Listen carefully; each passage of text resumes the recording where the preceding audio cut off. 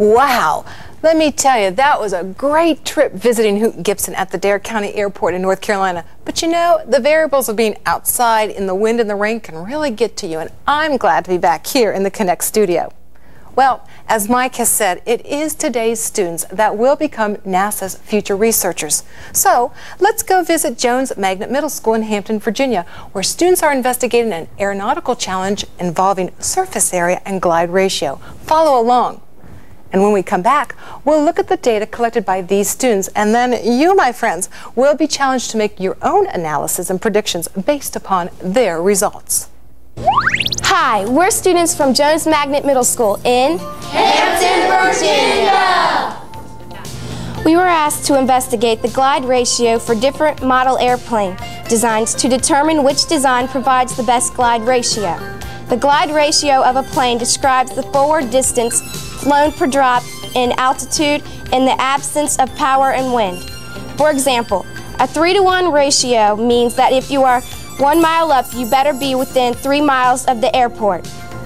Ms. Tomanek and Ms. Barnwell, our science and math teachers, divided our class into 4 teams. The blue team, the red team, the yellow team, and the white team. Each team will fly a different design.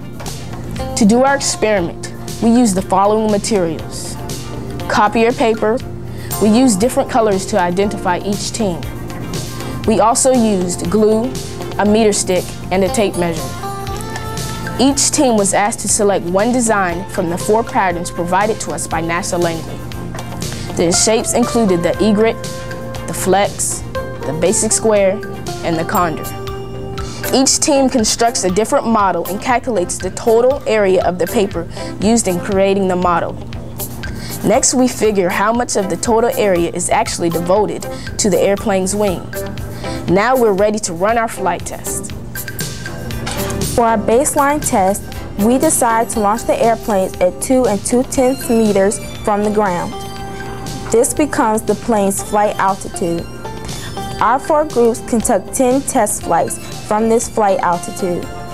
We're careful to launch each flight test from the same altitude and to be as consistent as possible in the force used to launch the airplane. We then measure the distance the plane goes from launch point to where it first touches the ground.